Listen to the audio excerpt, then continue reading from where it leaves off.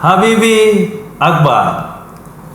Alhamdulillah kita bersama-sama dengan rekan kita Andi Habibi Akbar. Beliau adalah salah satu kepala seksi yang ada di Dinas PU, dan saya paham bahwa beliau ini salah satu yang membawa perjalanan cipta karya ini dari sejak pertama kali saya kenal. Dan kami sangat berapresiasi bahwa hari ini kita punya waktu yang sama untuk podcast kita hari ini. Hari ini adalah podcast perdana kita. Kita salam dulu buat Pak Andi Habibi Akbar. Salam. Assalamualaikum Pak Habibi. Waalaikumsalam warahmatullahi Apa kabar? Baik ya? Alhamdulillah. Saya manggilnya Pak Habibi, panggil Abi saja. Abi aja? Iya. Pak Abi? Iya. Oke. Kita dengan Pak Abi yang beliau adalah salah satu kepala seksi di Tata Bangunan dan Lingkungan. Beliau adalah salah satu juga sebagai tenaga ahli di Tata Bangunan dan Lingkungan, ahli bangunan gedung. Jadi kita akhir-akhir ini kita disibukkan dengan kondisi gempa yang berulang pada tahun lalu. Pada saat itu 14 Januari, kemudian dilanjutkan dengan 8 Juni. Gempa membuat trauma yang begitu besar buat kita, khususnya di Sulawesi Barat, Mamuju dan Majene, yang akhirnya kita harus memahami lebih betul, lebih jauh lagi tentang gimana sih kondisi kita pasca gempa. Bagaimana sih kita menghadapi gempa ini, khususnya pasca gempa yang banyak meruntuhkan emosional kita, begitu membuat sebagian orang rasa takut, rasa trauma tentang konstruksi, khususnya di bangunan gedung. Saya ingin bertanya-tanya nih sama Pak Abi, apa sih yang menjadi ketakutan kita sebenarnya dengan konstruksi, atau apa sih yang menjadi pemikiran paling besar ketika menjadi seorang tenaga ahli bangunan gedung? Iya. Makasih Pak Firman. Satu kata mungkin pembuka saya di podcast ini, sebenarnya itu gempa bumi itu tidak mematikan, tapi bangunannya yang mematikan. Betul. Nah, itu sebenarnya intinya. Yeah. Jadi kalau berbicara konstruksi itu sebenarnya berdasarkan pengalaman saya kemarin, ceritanya intinya sebenarnya dari kita sebenarnya di yang pelaku konstruksi ini. Yeah. Andai kata sebenarnya apabila kita melakukan pekerjaan konstruksi, kita betul-betul sesuai dengan metode metode pelaksanaan. Yeah. Mungkin konstruksi kita bisa dibilang tangguh ya. Iya, tapi mungkin kurangnya pengawasan mungkin di lapangan. Jadi terkadang ada pekerjaan bangunan, khususnya untuk bangunan itu ada yang kurang kokoh lah. Mungkin saya bisa kasih contoh kejadian kemarin. Sebenarnya hal kecil sih, tapi efeknya besar. Iya, contohnya Pak Firman itu yang kayak di kolom, pekerjaan behelnya itu. Iya, besi ya. Iya. Rata-rata kan kemarin waktu bencana Januari, tanggal 15 Januari 2021 itu kebanyakan ada bangunan begelnya yang kolomnya yang meledak gara-gara begel yang tidak terlalu bagus. Maksudnya meledak dia patah? Enggak, terbuka begelnya. Iya. Itu mungkin salah satu karena contoh kecil, begelnya kan harus ditekuk sampai 45 cm, 45 derajat. Iya. Panjangnya 10 cm, 15 cm boleh. Iya, boleh. Tapi kenyataannya di lapangan dia cuma begalnya 90 derajat. Harusnya kan lebih menekuk ke dalam. Ke dalam lagi. Iya. Salah satu itu mungkin jadi pada ini saat ini jarang diketahui ini pemirsa ini. iya, sebenarnya Ya. contoh kecil itu. Contoh kecil ya. Iya. Menarik ya, menarik, Iya, menarik. iya, iya. Betul, betul. Itu mungkin contoh kecil tadi Pak. Ya. Terus kalau konstruksi gedung mungkin beda dengan rumah ya. Artinya dimensi atau mungkin metodenya itu gimana itu? Sebenarnya kalau rumah dengan hampir sama sih Pak. Sebenarnya karena kami juga di penataan bangunan lingkungan itu salah satu tupoksi kita itu adalah bangunan gedung negara. Salah satunya itu rumah negara.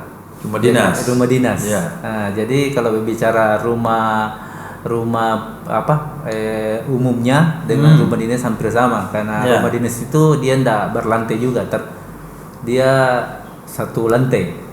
Ya, Karena jadi pada dasarnya sebenarnya perlakuannya sama. sama ya. Iya.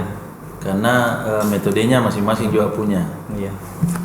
Terus kalau kita berbicara konstruksi, apa sih yang membuat kuat ini supaya kita menghadapi masyarakat misalnya Mamuju atau Sulawesi Barat membuat konstruksi ini tidak was-was lagi? Ataukah memang kita harus buat bangunan dari kayu?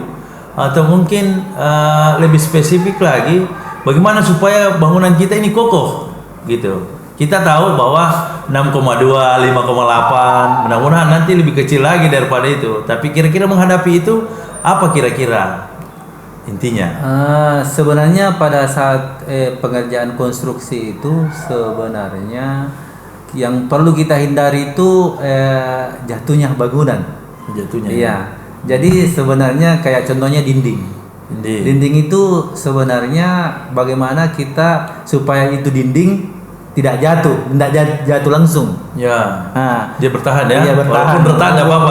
Retak nggak apa-apa, tapi pada saat terjadi gempa, dinding itu tidak langsung jatuh, menimpa makhluk hidup di dalamnya. Itu sebenarnya karena pada intinya sebenarnya gempa bumi itu kerusakan bangunan itu susah dihindari. Susah ya. Iya, beda dengan mungkin Jepang yang sudah teknologinya sudah canggih. Ya, Jadi kan kalau kita khususnya mungkin di Sulbar mungkin Mamuju, kita cuma fokusnya mungkin larinya ke bagaimana itu bangunan itu tidak langsung rubuh. Itu mungkin Pak. Gitu ya. Iya Pak. Jadi goyang-goyang enggak apa-apa, miring-miring, bengkok, patah. Iya Pak. Asal enggak langsung rubuh. Menimpa kita. Betul. Ini menarik ini karena memang Pak Abi ini salah satu quick. Saya sempat mengikuti Pak diklat quick assessment. Ya, Jadi asesmen kalau pasca gempa ya. Iya Pak, ya perhitungan cepat lah. Dengan cepat. Iya, pada saat pasca gempa mungkin kalau tidak salah kalau mungkin di provinsi baru saya mungkin Pak. Oh, baru satu. Iya. Oh, yang ada ini itu siapa? Kementerian. Yang ada kan kementerian Pak. Kementerian. Iya. Oh. Jadi Mungkin, sebenarnya mungkin, harus Pak mungkin. mungkin ya bisa di cross check nanti. Iya, di cross check. Tapi mestinya itu jumlahnya lebih banyak ya. Harusnya Pak. Iya. Harusnya karena mungkin kita termasuk wilayah yang rawan gempa Pak. Iya, rawan gempa. Apalagi kalau yang di pesisir ini saya lihat banyak sekali yang kondisi kita di Januari tahun lalu itu sampai 107 orang. Itu luar biasa dampaknya. Pak, iya, bahkan internasional pun datang ke Mamuju dan kita harusnya siap. Betul, nah, Pak. persiapan ini tadi yang kita ingin tanyakan. Kalau memang quick assessment kira-kira sudah ada berapa yang di assessment ini? Kalau untuk sementara Pak, yang gempa yang baru-baru terjadi ini, Yang Juni ini? kita sambil menunggu permintaan dari teman-teman OPD yang lain atau PRT yang lain. Kalau kemarin ini mungkin baru sekitar 10 bangunan Pak. 10 bangunan. Ya. Kecuali yang tahun lalu ya. Yang tahun lalu Pak lumayan banyak Pak. Banyak ya. Iya. Artinya semua di assessment. Iya, rata-rata Pak. Rata-rata. Tapi kemarin penggabungan. Ada kemarin tim yang dibentuk dari kementerian langsung. Iya. Yang mungkin di Balai BPB ya. BPB. Kita juga bentuk kepala dinas PU provinsi juga bentuk satu tim untuk di dinas PPU. Di dinas. Iya. Ya. Oh, nanti apa namanya, dia dibagi ya, Iya. kelompok ini ke sini, kelompok ini ke sini. Jadi memang banyak juga yang tidak bisa terselamatkan. Kemarin itu intinya sebenarnya kalau bicara terselamatkan atau diperiksa itu, maksudnya yang intinya kemarin itu yang meminta diperiksa bangunannya itu yang kita prioritaskan. Itu yang kita prioritaskan, Pak. Iya. Kayak misalnya ini yang gedungnya BPJS Tenaga Kerja ini, itu kelihatan baru, bagus, cantik dia bangunannya. Cuman sayangnya tidak bisa kepake lagi ya. Itulah mungkin salah satu contoh, Pak. Iya. Tadi yang saya dari awal, dari pembicaraan awal saya bahasakan salah satu contoh bangunan yang kesalahannya di begel itu, Pak. Oh, di situ. Iya. Oh. Di begel itu karena Jadi yang titik rapuhnya paling banyak di behel itu. di behel itu, Pak. Karena kemarin waktu tahun 2021 itu Ya. saya memeriksa ada di sisi kalau menghadap ke gedung itu sisi kanannya itu ada memang kolom utamanya yang meledak, Pak. Meledak itu dia pecah. Dia anunya apa? Betonnya itu Tidak mampu ya. terbuka, Pak. Terbuka. Iya. Oh, berarti memang tertumpu di situ ya. Iya, Pak. Seperti itu mungkin. Apalagi yang kira-kira yang paling sulit di pekerjaan asesmen ini? Kita sambil minum kopi nih, Iya, Pak. siap, Pak. Iya. Biar lebih santai kan? Iya, silakan Pak, silakan. Iya, iya, iya. Sebenarnya yang sangat sulitnya sebenarnya kalau bagi teman-teman yang mengasesmen itu kita harus melakukan apa istilahnya ya, pemeriksaan pada saat gempa terjadi. Jadi tidak. Jangan dulu masuk ya. Jangan dulu kalau masih goyang-goyang ini. Iya, sebenarnya sih Pak, pada intinya kita melakukan pekerjaan ini tidak menutup kemungkinan nyawa kita terancam juga, Pak. Betul. Iya. Betul. Karena saya sempat punya kejadian dengan teman-teman. Pernah. Ya. Tahun kemarin, Pak. Ya. Saya sempat mengasesmen kantor BPD, Bank Sulselbar. Oh, BPD ya. Iya, Di sana, Bank Tulangin. Sulselbar, ya. Pada saat itu kami ada 4 orang pada saat itu. Kami sedang memeriksa dalam gedung, Pak.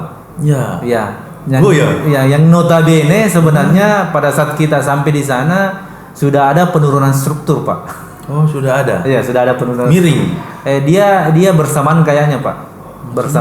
Bersamaan turunnya. Oh, turun. Iya. Tapi tidak miring. Tidak karena miring, bersamaan. Ya, Cuma pada kondisi itu dia bertumbuh di struktur bajanya. baja berat. Iya. Karena waktu bajanya. kejadian gempa di Palu, dia goyang itu juga. Dia perkuat strukturnya dengan bantuan struktur baja itu. Baja itu. Oh, jadi sudah pernah goyang ya? Iya. Tambah. Iya, goyang. Itu waktu pertama kami. 2019 ya? Iya, di Palu itu, iya. 2021 goyang lagi ada penurunan. Dan pada saat itu ada balok di basement yang sudah kelihatan patah.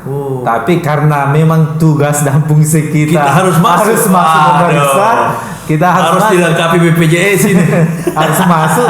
Dan ternyata pada saat kami di dalam ternyata ada gempa susulan, Pak. Wih, ngeri juga itu ya. Iya. Jadi kita terpaksa lari dulu kalau gitu, minum kopi dulu. Ini masa-masa sulitnya jadi asesor ini ya. Iya, Pak. Itu mungkin pengalaman yang sedikit mengerikan juga. Mengerikan juga. Jadi langsung lari. Iya, sudah jelas, Pak. Selamatkan harus dulu. nyawa dulu. Iya, nyawa dulu. Iya, karena kemanusiaan yang saya tahu itu adalah hukum tertinggi. Iya, betul. Iya, jangan ada yang melebihi keputusan itu. Sepakat itu, Pak. Jadi memang harus disiapkan lari-larinya kalau masuk ya. Iya, Pak. Ada apa-apa kita lewat sini. Harus memang tahu di mana tempatnya nanti kita